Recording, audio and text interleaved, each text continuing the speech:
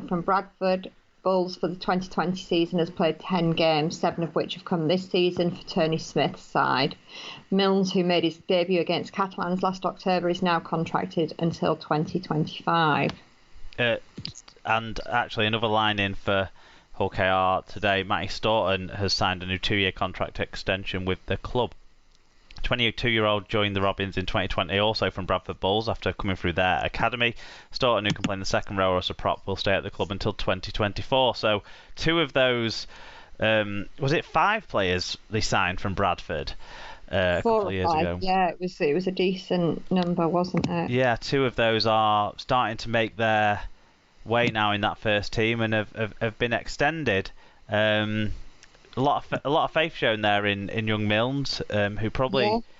I mean, he's only played 10 games so far for Rovers, so he's not exactly been first choice, but he's starting to get looking more like that now. And Staunton's played quite a few games for them so far, apart from when he's been injured. So yeah, good progress for them too. Yeah. Catalan Dragons prop Sam Cassiano has signed a new deal to remain with the Super League club for a further year. The 31-year-old made his Catalan debut in 2019 and has gone on to make 55 appearances for the league leaders, including 15 this season. Only 31? I feel like he's been around forever. Yeah. Maybe because he's so big that you notice him, so you think huge, isn't he? He's Yeah. been there more,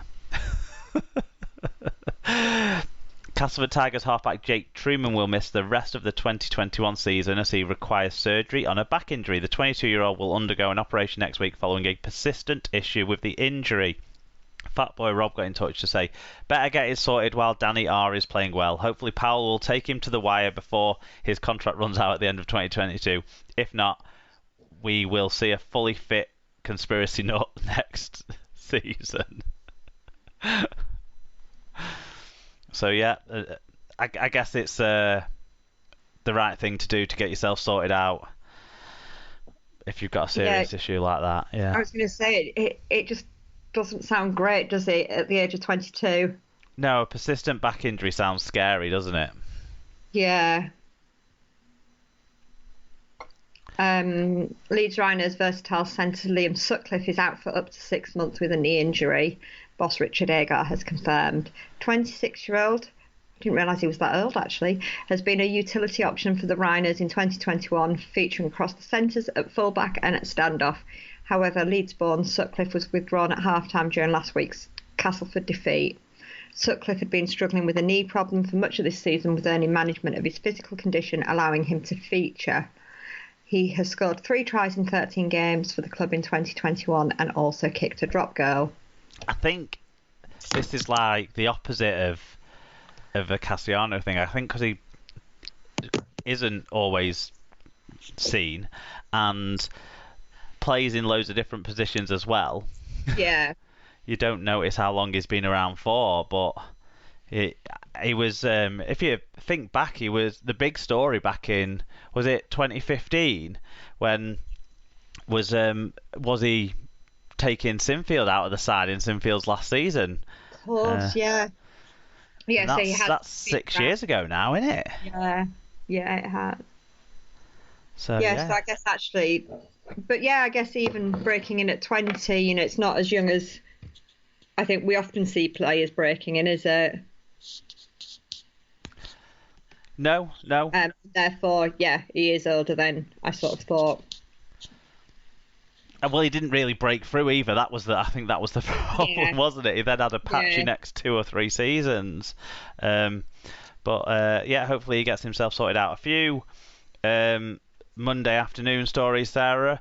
Former Australia international James Maloney will retire at the end of the season with Catalans Dragons and return to his native country. The 35-year-old has been an influential figure for the Dragons, helping them to the 2020 playoffs and to the top of Super League currently in 2021.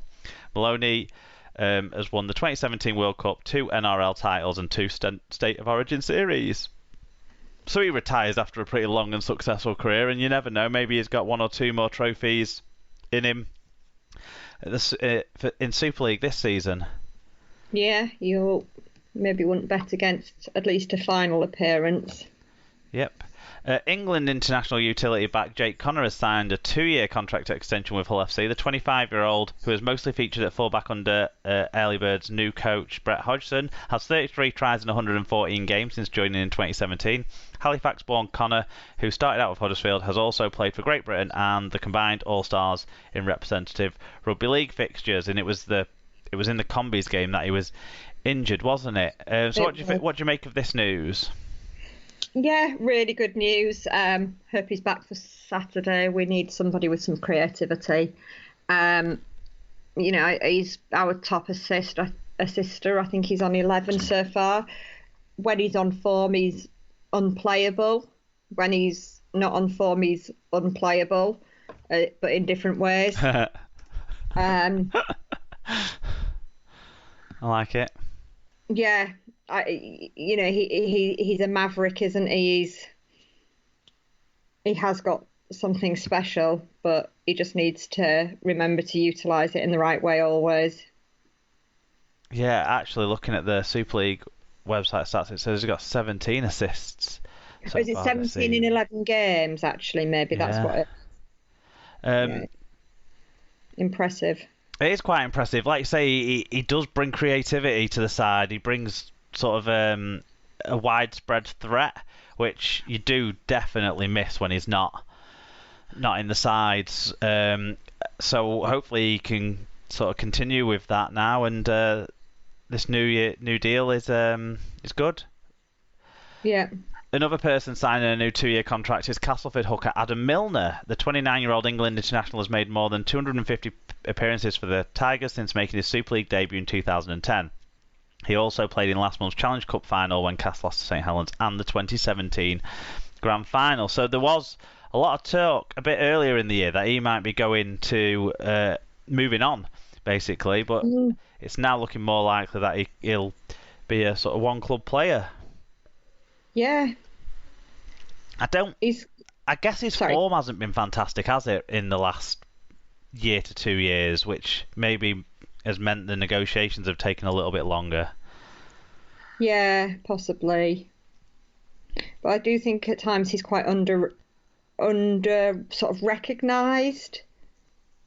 Sort of gets on with stuff and isn't always recognised for what he does. Yeah, because especially since he moved out of hooker, you just don't see him on the ball that much. So most of his work is done off the ball, and and kind of like a player we talked about last week signing a new deal at Hull, Joe Cater. They're the kind of players who do most of their work off the ball. You don't sort of you see don't them on highlight reels, I guess. Yeah. Shall we move into a couple of championship news stories? Yeah, so Widnes have re-signed forward Sam Wilde from Newcastle on a 2-year deal from next season. The 25-year-old back rower initially joined Widnes on a short-term loan deal from Warrington in 2017 before permanently signing a year later. Wilde left Widnes to take up a full-time opportunity with the Ottawa Aces, but the Canadian club pulled their application to be in League One due to the pandemic. So he's been around and about, hasn't he? Yep. 25, yeah. It does feel like he's been around for a long time, though. Yeah.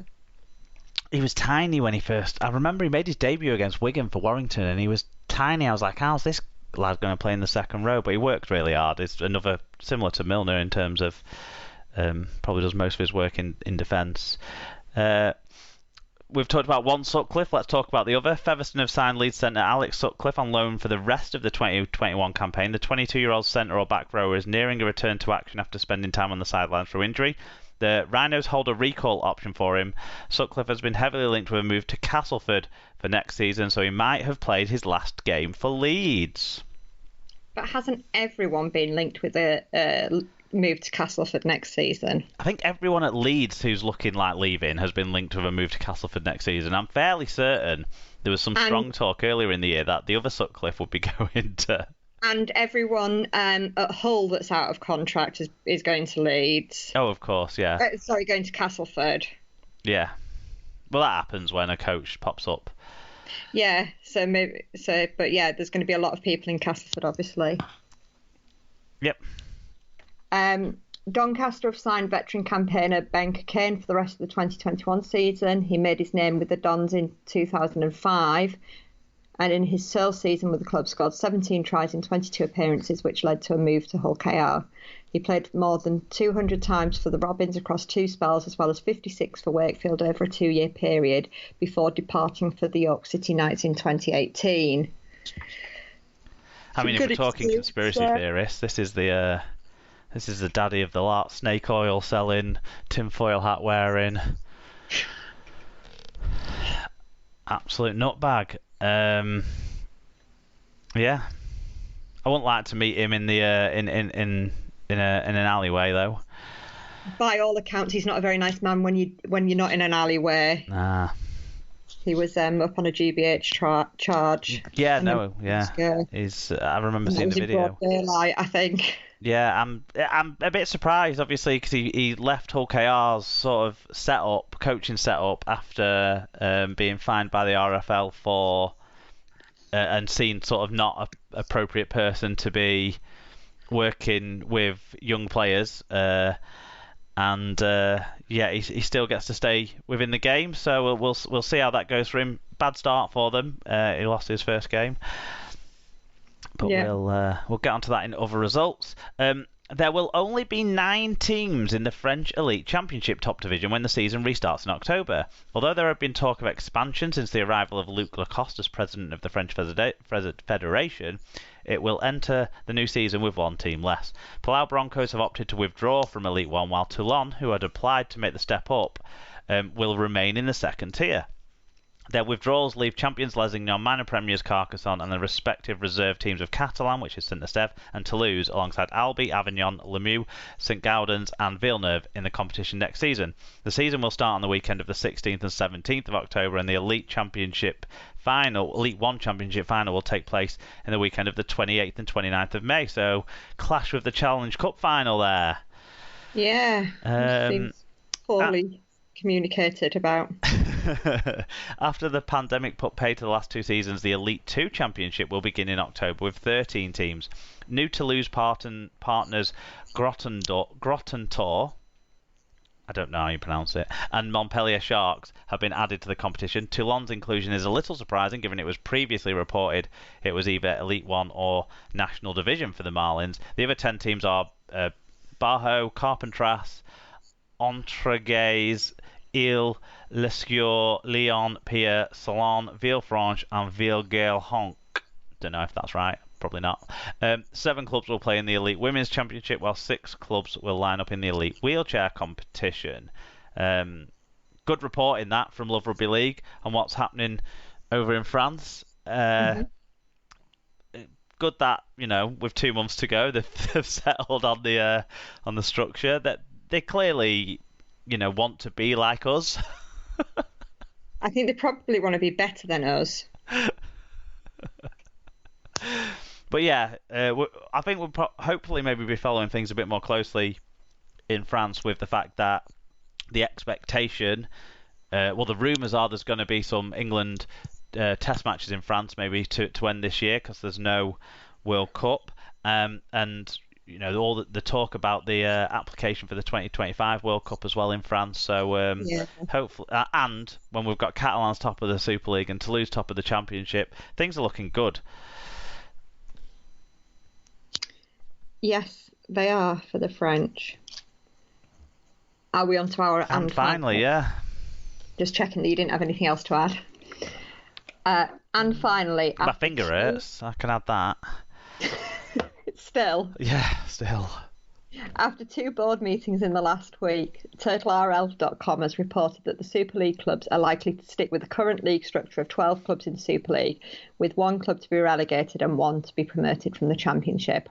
That was the structure that was agreed by the clubs at the start of the year, and it now appears that the proposal of RFL Chief Executive Ralph Rimmer to promote 2 clubs this year for a 14-team competition in 2020, followed by 4 clubs being relegated at the end of next season, resulting in a 10-team competition in 2023, has not curried favour with the Super League clubs. Sources have suggested to TurtleRL.com that there does not appear to be support among the Super League clubs for the idea of moving to 10 teams in Super League, with 10